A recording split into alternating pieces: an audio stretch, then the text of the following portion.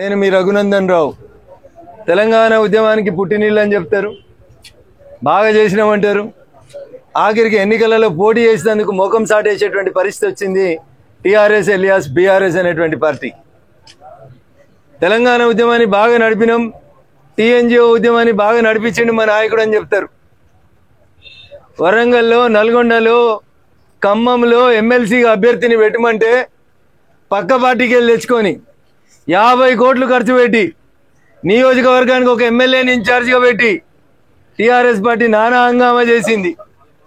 మరి ఇలా అయ్యా చంద్రశేఖరరావు గారు, మీ సొంత జిల్లా మెదక్, కరీంనగర్, నిజామాబాద్, ఆదిలాబాద్ జిల్లాలకు సంబంధించినటువంటి ఎమ్మెల్సీకి అభ్యర్థులు లేరా?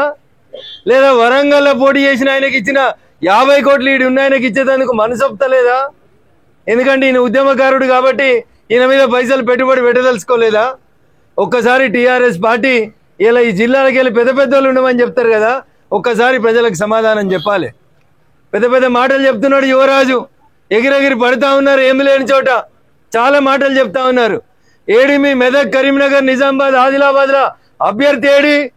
వరంగల్, మహబూబ్ నగర్, ఖమ్మంకు పెట్టగలిగిన మీరు ఎందుకు మీ సొంత జిల్లాలో టీఆర్ఎస్ పార్టీ గ్రాడ్యుయేట్ ఎమ్మెల్సీ అభ్యర్థిని, టీచర్స్ ఎమ్మెల్సీ అభ్యర్థిని పెట్టుకోలేనంత దీన స్థితికి వచ్చిందో ఒక్కసారి ఆలోచించాలి. నేను స్ట్రైట్గా ఆలోచన చేస్తా ఉన్నా, నేను ఆ ఎన్నికలలో తిరిగినా కాబట్టి.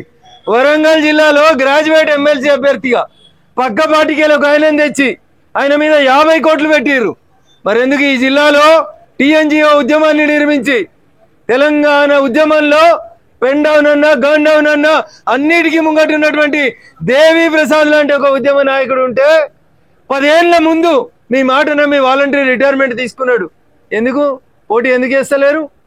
ఎందుకు? మీ సొంత జిల్లా తెలంగాణ ఉద్యమానికి జై తెలంగాణ అన్నది ఏడా? మే 17వ తారీఖు 2001 కరీంనగర్ గడ్డ. ఏమైంది మరి మీ కరీంనగర్ గ్రాడ్యుయేట్స్ ఎమ్మెల్సీ? ఎందుకు పోటీ చేస్తలేరు? ఎందుకు ముఖం సాటేస్తుర్రు? అంటే ప్రజలు, తెలంగాణ ప్రజలు టీఆర్ఎస్ని బీఆర్ఎస్గా మార్చిన మరుక్షణమే ఆ పార్టీకి నేను చాలాసార్లు చెప్పినా, మళ్ళీ చెప్తున్నా, సిఆర్ఎస్ ఇచ్చిర్రు, కంపల్సరీ రిటైర్మెంట్ స్కీమ్ ఇచ్చిర్రు.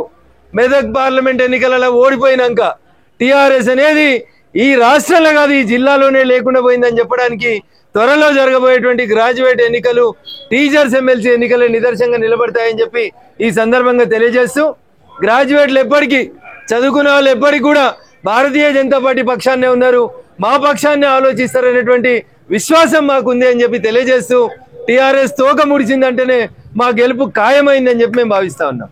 Thank you.